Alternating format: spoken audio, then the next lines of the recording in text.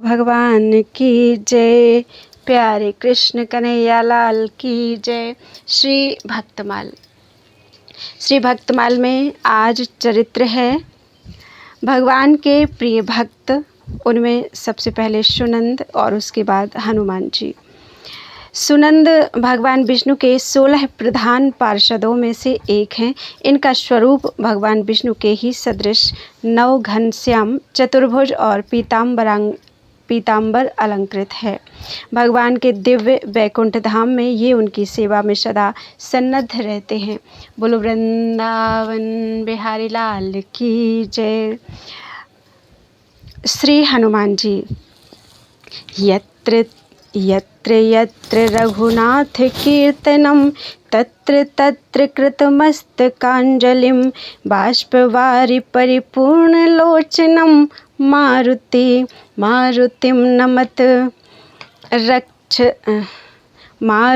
नमत राक्षसान्तकम् प्रणवौ पवन कुमार खलवन पावक ज्ञान घन जासु हृदय आगार बसहि राम सर चाप धरे।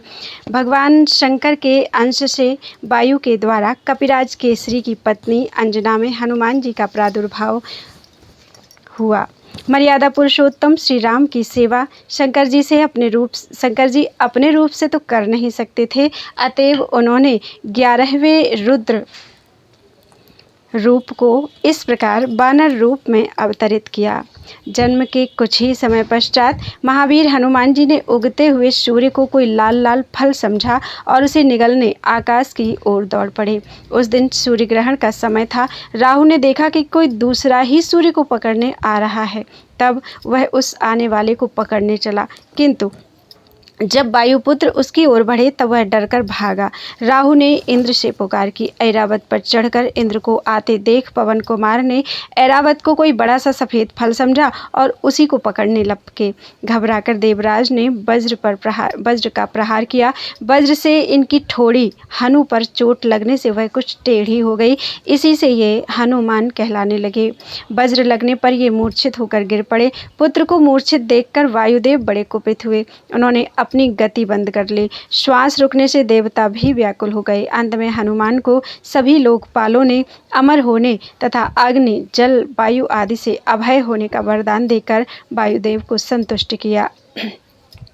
जाति स्वभाव से चंचल हनुमान ऋषियों के आश्रमों में वृक्षों को सहज चपलतावश तोड़ देते तथा आश्रम की वस्तुओं को अस्त व्यस्त कर देते थे। अतः ऋषियों ने इन्हें शाप दिया कि तुम अपना बल भूले रहोगे। जब कोई तुम्हें स्मरण दिलाएगा तभी तुम्हें अपने बल का भान होगा। तब से ये सामान्य वानर की भांति रहने लगे। माता के आदेश से सूर्य नारायण के समीप जाकर वेद, वेदांग प्रभृति समस्त शास्त्रों एवं कलाओं का इन्होंने अध्ययन किया। इसके पश्चात किष्किंधा में आकर सुग्रीव के साथ रहने लगे। सुग्रीव ने इन्हें अपना निजी सचिव बना लिया। जब बाली ने सुग्रीव को मारकर निकाल दिया तब भी ये सुग्रीव के साथ ही रहे। सुग्रीव के विपत्ति के साथी होकर ऋष्यमुख पर ये उनके साथ ही रहते थे। बचपन में माता अंजना से बार बार आग्रह पूर्वक इन्होंने अनादि रामचरित सुना था। अध्ययन के समय वेद में, पुराणों में श्री राम कथा का अध्ययन किया था। किष्किंधा आने पर यह भी ज्ञात हो गया कि परात्पर प्रभु ने अयोध्या में अवतार धारण कर लिया। अब वे बड़ी उत्कंठा से अपने स्वामी के दर्शन की प्रतीक्षा करने लगे। श्रीमद् भागवत में कहा गया है कि जो निरंतर भगवान की कृपा की आतुर प्रतीक्षा करते हुए अपने प्रारब्ध से प्राप्त सुख दुख को संतोषपूर्वक भोगते रहकर हृदय, वाणी तथा शरीर से भगवान को प्रणाम करता रहता है, हृदय से भगवान का चिंतन, वाणी से भगवान के नाम गुण का गान कीर्तन और शरीर से भगवान का पूजन करता रहता है, वह मुक्ति पद का स्वत्वाधिकारी हो जाता है। श्री हनुमान जी तो जन्म से ही माया के बंधनों से सर्वथा मुक्त थे। वे तो अहरनिश अपने स्वामी श्री राम के ही चिंतन में लगे रहते थे। अंत में श्री राम अपने छोटे भाई लक्ष्मण जी के साथ रावण के द्वारा सीता जी के चुरा लिए जाने पर उन्हें ढूंढते हुए ऋष्यमुख के पास पहुँचे। सुग्रीव को शंका हुई कि इन राजकुमारों को बाली ने मुझे मारने को ना भेजा हो, अतः परिचय जानने के लिए उन्होंने हनुमान जी को भेजा। विप्रवेश धारण कर हनुमान जी आए और परिचय पूछकर जब अपने स्वामी को पहचाना तब वे उनके चरणों पर गिर पड़े। वे रोते रोते कहने लगे, एक मैं मंद मोह बस, कुटिल हृदय अज्ञान, पुण्य प्रभु मोहि बिसारेउ, दीन बंधु भगवान। श्री राम ने उठाकर उन्हें हृदय से लगा लिया। तभी से हनुमान जी श्री अवधेश कुमार के चरणों के समीप ही रहे।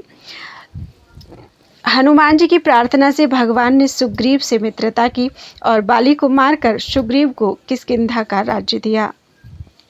राज्य भोग में सुग्रीव को प्रमत्त होते देख हनुमान जी ने ही उन्हें सीतान्वेषण के लिए सावधान किया। वे पवन कुमार ही वानरों को एकत्र कर लाए। श्री राम जी ने उनको ही अपनी मुद्रिका दी। 100 योजन समुद्र लांघने का प्रश्न आने पर जब जाम्बवंत जी ने हनुमान जी को उनके बल का स्मरण दिलाकर कहा कि आपका तो अवतार ही राम कार्य संपन्न करने के लिए हुआ है, तब अपनी शक्ति का बोध कर केसरी किशोर उठ खड़े हुए। उनके बल और बुद्धि का ज्ञान प्राप्त करने के लिए देवताओं के द्वारा भेजी हुई नागमाता सुरसा को संतुष्ट करके समुद्र में छिपी राक्षसी सिंहिका को मारकर हनुमान जी लंका पहुँचे। द्वार रक्षिका लंकिनी को एक घूंसे में सीधा करके छोटा रूप धारण कर ये लंका में रात्रि के समय प्रविष्ट हुए। विभीषण जी से पता पाकर अशोक वाटिका में जानकी जी के दर्शन किए। उनको आश्वासन देकर अशोक वन को उजाड़ डाला। रावण के भेजे राक्षसों तथा रावण पुत्र अक्षय कुमार को मार गिराया। मेघनाद इन्हें ब्रह्मास्त्र में बांधकर राजसभा में ले गया। वहां रावण को भी हनुमान जी ने अभिमान छोड़कर भगवान की शरण लेने की शिक्षा दी। राक्षस राज की आज्ञा से इनकी पूंछ में आग लगा दी गई। इन्होंने उसी अग्नि से सारी लंका फूंक दी। सीता जी से चिन्ह स्वरूप चूड़ामणि लेकर भगवान के समीप लौट आए। समाचार पाकर श्री राम ने युद्ध के लिए प्रस्थान किया। समुद्र पर सेतु बांधा गया, संग्राम हुआ और अंत में रावण अपने समस्त अनुचर बंधु बांधवों के साथ मारा गया। युद्ध में श्री हनुमान जी का पराक्रम, उनका शौर्य, उनकी वीरता सर्वोपरि रही। वानरी सेना के संकट के समय वे सदा सहायक रहे। राक्षस उनकी हुंकार से ही कांपते थे।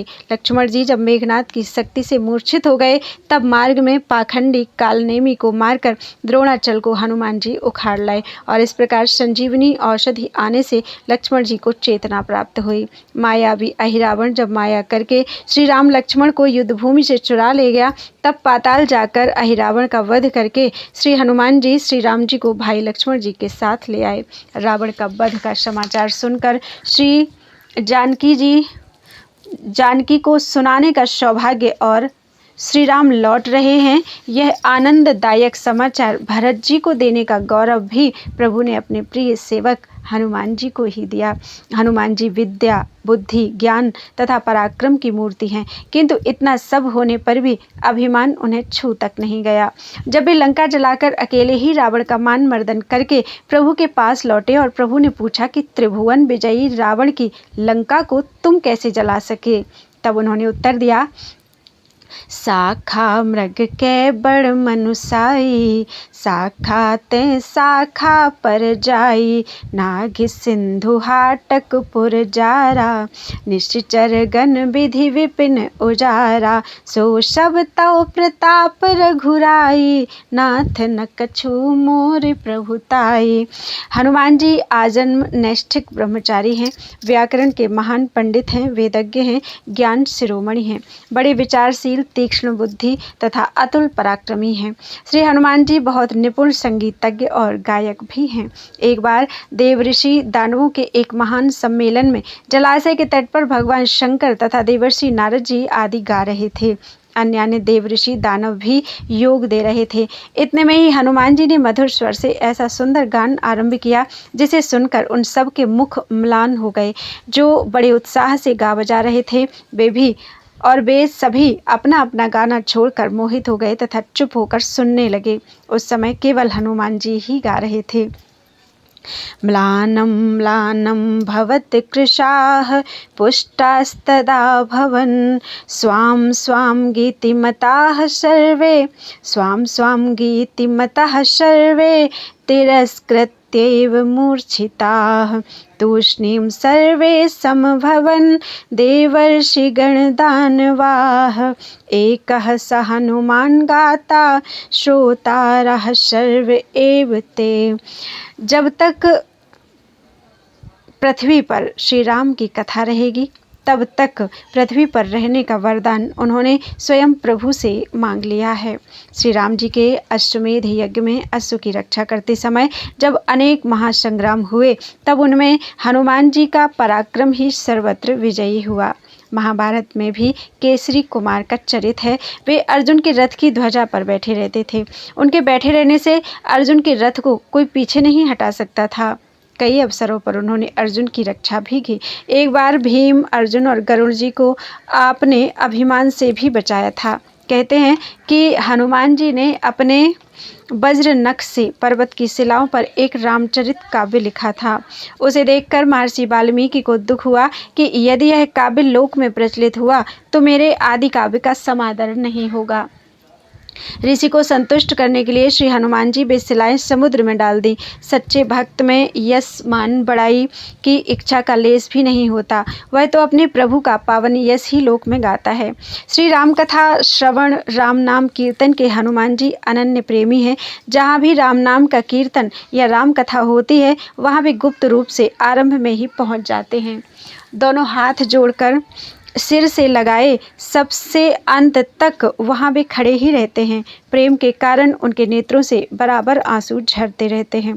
श्री प्रियादास जी महाराज हनुमान जी की भक्ति का वर्णन करते हुए एक प्रसंग में कहते हैं, रतन अपार क्षीर सागर उधार किए, लिए हित चाय के बनाए माला करी है। सब सुख साज रघुनाथ महाराज जू को, भक्ति सो विभीषण जू आनी भेंट धरी है। सभा ही की चाह अवगाह हनुमान गरे, डारी दई सुधि भई मतियर भरी है। राम बिन काम कौन फोरी मनी दीन है डारी, खोली त्वचा नाम ही दिखायो बुद्धि हरी है। कवित्व का भाव इस प्रकार है, रावण के कोष में समुद्र मंथन के समय निकले सभी दिव्य रत्न संचित थे।